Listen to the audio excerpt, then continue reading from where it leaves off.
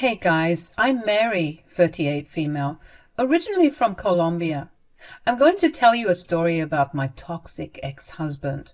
I was 23, tired of my toxic family drama, and dreaming of a better life. So I hopped on a plane, touched down in the Lone Star State, and damn, the heat hit me like a brick wall. It was like walking into an oven, but hey, at least it wasn't my family's drama. Now, I didn't exactly roll into Texas with a suitcase full of cash. Nope.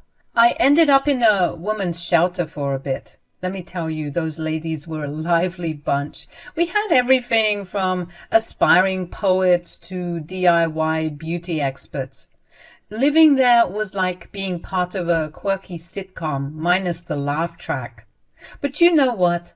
I loved every minute of it. We'd swap stories, share our dreams, and heck, we even had a makeshift karaoke night. It was like finding a little family away. All right, buckle up because this part of the story is straight out of a romance movie. So there I was, minding my own business, in the shelter one day, waiting in line for some mystery casserole or whatever they were serving that day. And then in walks Levi. Now, normally people coming into the shelter was no big deal. We got social workers, volunteers, and folks wanting to donate blankets or canned goods. The place was just a revolving door for all sorts of people. But when I saw Levi, y'all, it's like my heart hit the floor. I mean, who invited Prince Charming to the homeless shelter? I sure didn't. This guy was drop-dead gorgeous, and I was just standing there with my tray thinking, what in the world is he doing here? I'm not gonna lie, he looked like he stepped out of a GQ magazine. Our eyes locked, and he caught me staring like a deer in headlights, but instead of being weirded out, he grinned like he just won the lottery and made his way over to me. My English at the time was, let's say, a work in progress. But Levi didn't seem to mind. He was patient, kind, and genuinely interested in getting to know me. He drops this bombshell, calling me beautiful, saying a girl like me shouldn't be in a place like this. I was thinking, you got that right, Levi. But I played it cool. Turns out this handsome fellow was one of the social workers assigned to help out. There were a lot of the ladies who were dealing with PTSD, anxiety and depression. So he decided to take on extra shifts just to help out a bit more. But after a couple of weeks, he told me the real reason he wanted to take on extra shifts. To be honest, Mary, I wanted to see more of you. Really? Yeah, it's crazy to say it out loud, but you make me feel really good and I want to see more of you. Let me tell you, that man had me blushing more than a schoolgirl with a crush. So fast forward a few months and it was pretty obvious to everyone at the Women's Center that Levi and I basically were a thing. We didn't slap any labels on it, but we weren't scared of hiding it either. We just rolled with it. Levi, he just got me, you know. He made me feel seen and heard in a way nobody else ever had. Now, living in the shelter was like being in a fishbowl.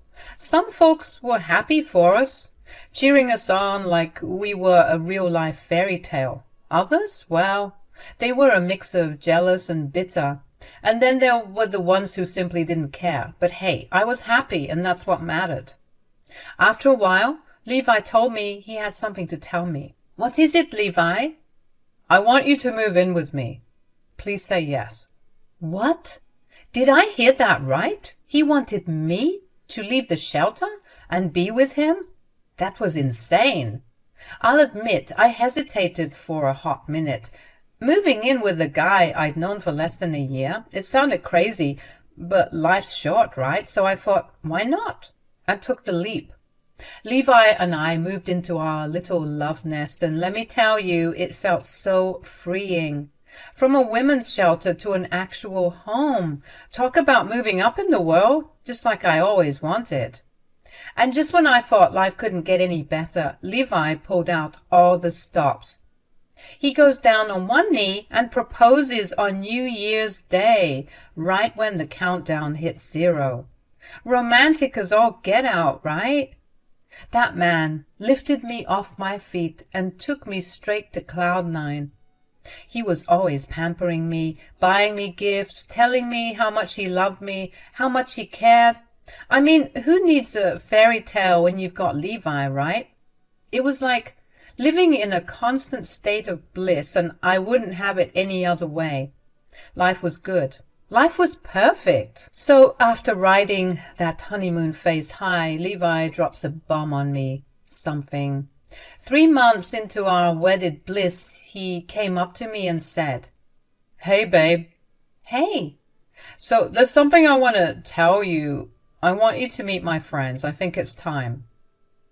Now, you might be scratching your head thinking, how did you not know about his friends this whole time? Well, folks, it's a little more complicated than it seems. See, Levi always told me he didn't really have friends, that his only buddies were his co-workers, whom I knew from the shelter. But out of the blue, he springs these dinner plans with some people who were his old school buddies. And get this, they were big shots. Businessmen, lawyers, not exactly the usual crowd for a social worker. "Why didn't you tell me about these fancy-ass friends of yours?"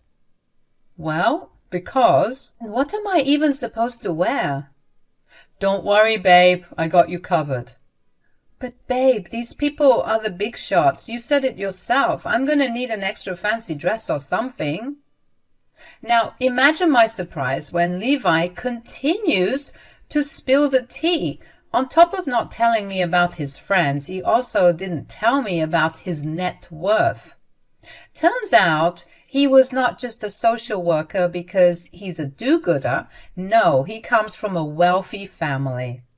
Social work was just a thing he did on the side because apparently he loved it. That's why he could afford all those fancy gifts he'd been showering me with. I got to admit, I was hurt. I mean, the man lied about his identity and kept me from meeting his real friends. It felt iffy, you know. But then I tried to be reasonable. Love makes you do crazy things, right?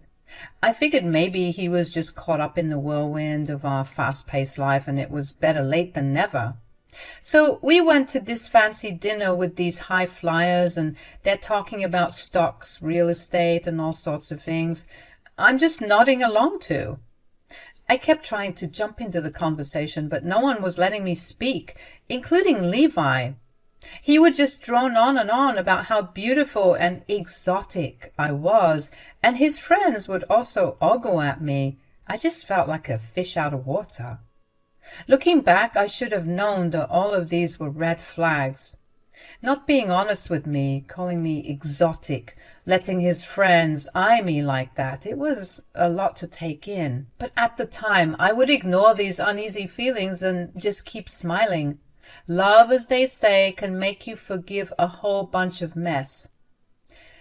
Fast forward a couple of years, and it's like time was on fast forward, you all.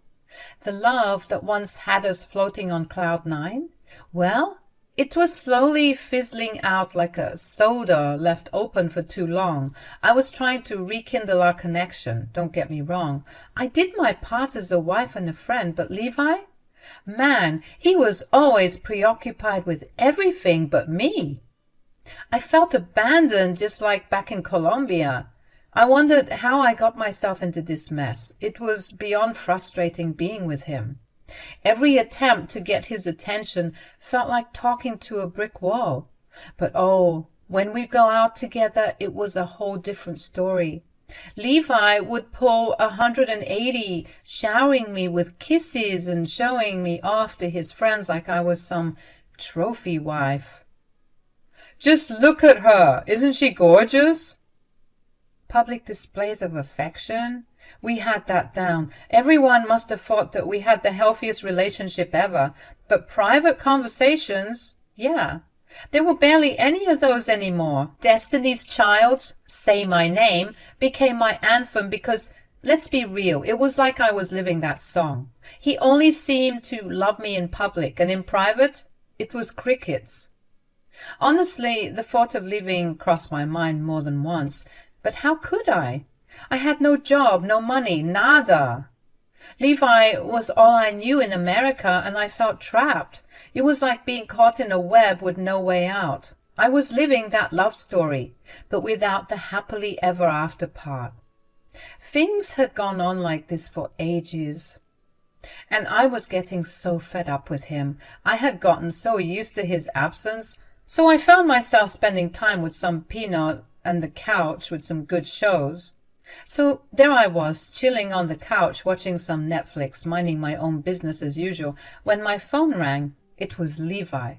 I was feeling a bit giddy. I thought that he would take me out or call me and tell me what a fool he's been for treating me like a roach. "Hey, babe." "Mary, listen, I don't have much time." "What's wrong?" "I need you to come to the bar right now." This got me excited. You see, earlier in the night, before he left to go drinking with his buddies, I had asked if I could tag along, and he said he didn't want me going there. Not because it would be too rowdy, not because it would be too much for me to handle, but because, according to him, I'd be cramping his style. Can you imagine? The man who was so obsessed with showing off his exotic and curvy Colombian woman was now afraid that I'd be cramping his style. We got into a little argument about it, and he kind of revealed how he's always felt about me, just as some piece of arm candy to show off to his friends. This crushed me. I didn't want to yell or scream or fight because, again, without him, I had nothing. I had stupidly placed all my bets on this man, and now I felt like I was trapped.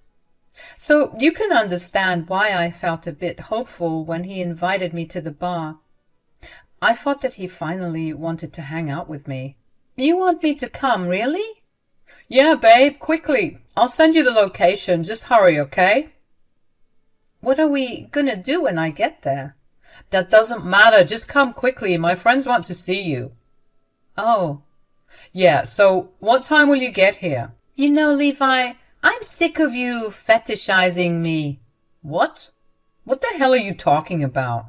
You always parade me around your friends like I'm some doll. I'm not coming." "Mary, I swear to God. You didn't want me to come in the first place, right? So I'm going to continue watching my show. Have a nice night." We got into it. A real knockdown, drag-out argument. Words were flying and I wasn't holding back. It's like, make up your mind, Levi. I felt like a puppet and he was pulling all the strings. I was done being a showpiece for his fancy friends. It was time for him to get a reality check. And let me tell you, that argument was the tipping point. But, call me stupid or crazy, maybe I'm both. But I gave in.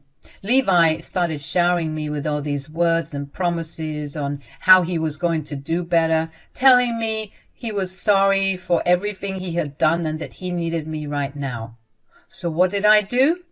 I went up to get dressed and headed out to the sports bar he was talking about. I got into my car and made my way to his location. The streets were pretty empty because it was late at night, so I was cruising down the highway trying to shake off that argument with Levi and remain hopeful for the change he promised to give me. But life, being the tricky thing it is, decided to shake things up for me. There was this lunatic drunk driver on the road who was swerving and honking like crazy, making us all anxious, and to avoid a disaster, I ended up swerving off the road, crashing into the side of the road. The next thing I knew, I was waking up in the hospital, and there was Levi scowling like it was his job. "Good, you're up." He sounded pissed and annoyed, not a single indication of concern on his face. Go figure. When I took a good look around, I saw his drinking buddies in the room, but this time they weren't ogling me like before. Nope, they were looking at me with disinterest or downright disgust. Complete 180 from their earlier stares. Confused as heck, I asked Levi what happened. Instead of a straight answer, he starts yelling at me, accusing me of driving like a maniac, and that I ruined everything. The thing is, I didn't remember much at the time. I tried explaining that to him, telling him that the last thing I remember was driving on the highway, but he wasn't having it. His friends, one by one, started leaving without so much as a get well soon or anything that showed that they gave a damn. Levi then got up close and personal. "You're pathetic, Mary."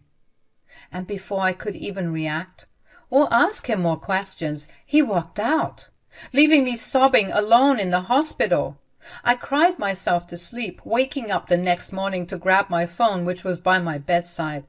And just when I was about to call Levi, or call someone, or just check what day it was, I was met with a beast in the reflection. Yep, I had a busted, swollen face with a huge-ass scar from my forehead to my cheek.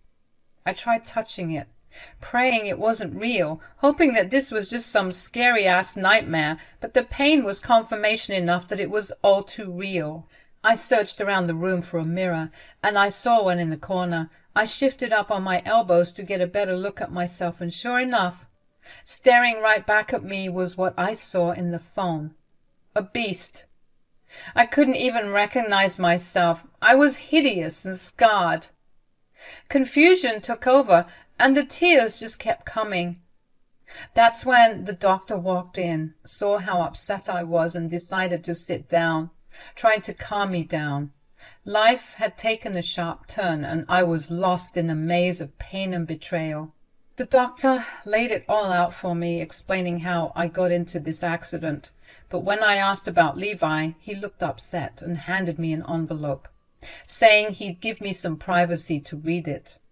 Once he left, I tore that thing open, and there it was, a letter from Levi, saying all sorts of crazy stuff. "Mary, I'm sure you know that it was bound to come to this. I don't love you anymore. I don't think that this is going anywhere, and I'm sure you feel it too, so that's why I have to release you with love. I have to let you go because I need you to do better for yourself, and I need to do better for me too. I can't possibly imagine a life with you after this accident. It scarred us both." Wow, really? Because last time I checked, I was the one with scars. No one would want to wake up next to a scary face every morning. It would drive the strongest man insane. So that's why I want a divorce. We both deserve better. He went on to say he'd graciously cover my medical bills because he's just such a kind soul. Oh, and tucked in there were divorce papers too. I lost it, you all. Knocked down the water bottles beside me and threw my phone across the room. I was mad, upset, and feeling a pain I'd never known. This was the man who couldn't take his eyes off me when we first met, and now he wanted nothing to do with me. The sobs must have been real loud because the doctor came back in. He did his best to console me, saying he had a feeling the letter wasn't good news. He called Levi and his friends a bunch of ogres, and honestly, I couldn't agree more.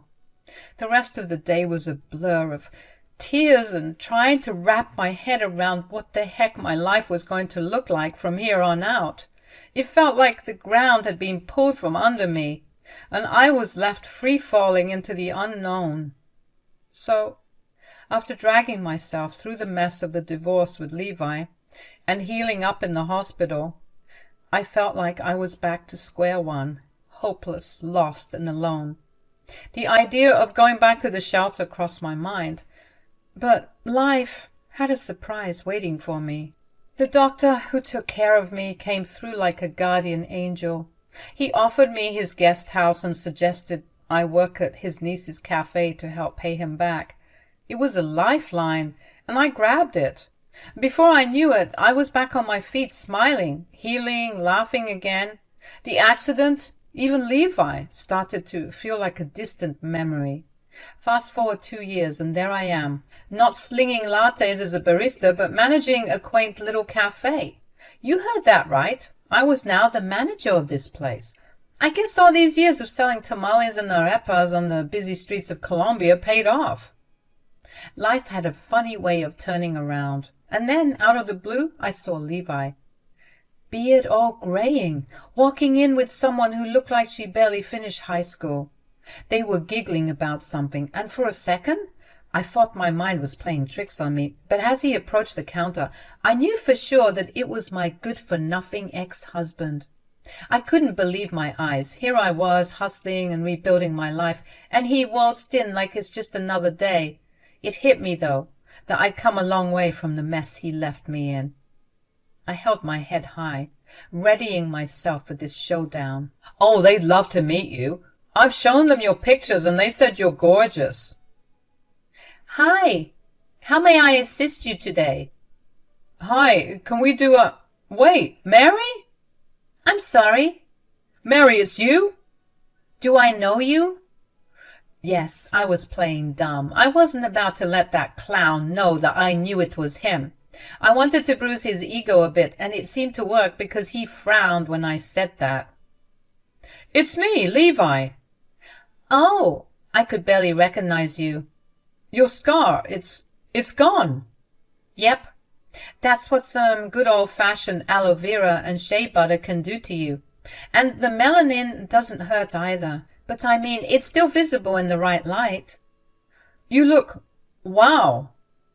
His date started looking uncomfortable, so I turned to her and said, Hey, sweetheart, I'm sure you won't believe me when I say this, but that gut feeling you're feeling right now, the thing that's telling you to run for the hills, you better listen to that. Otherwise, he'll draw you in with all these fake promises and lies. Hey! Don't talk to her like that. Don't listen to her, baby. She's out of her mind. I don't even know this woman. Oh, yeah? Then how did you remember my name, jackass? The girl asked me who I was, and I told her that I was his ex-wife. She didn't seem to like that answer too much because she hit him and then stormed out of the cafe. What the hell was that for? For all the years I put up with your crap. You're lucky I'm not calling the cops. Oh, calm down. She's 19 years old, so it's legal. It's still sick, Levi. I'm shocked, but honestly, I'm not surprised. Anyway, it's no matter. I see you're looking good. Really good. I'm going to have to stop you right there, buddy. I'm not interested. What? Why not? Gee, let's see. Maybe it's because you left me when I needed it the most. Maybe it's because for the entirety of our marriage you treated me like I was some shiny toy you only took out to show off to your friends. Maybe it's because you're a scumbag who is sleeping with 19-year-olds. Maybe it's because... All right, I get it. Sheesh, Mary, that was the old me. I was a child back then. That's funny, because just 5 seconds ago your girlfriend bolted out of here. That was just a lapse in my judgment. I haven't stopped thinking about you. Good. I hope you continue to think about me. I hope that every waking moment you're haunted by the shit you did to me. I hope you wake up with panic attacks. I hope you never feel any type of peace, because you don't deserve it. You're a weak, pathetic, sick man. I'm not even sure if Jesus himself can save you. You're hopeless. You're worthless. You're the one who's pathetic. Levi looked like he wanted to cry. All of my patrons were looking at him with disgust, as I may or may not have shared my story a couple of times already. Levi started stammering and stuttering, trying to come up with an excuse, but all I did was stare at him, silently letting him know that there was nothing he could do or say to me to make me change my mind and get back with him.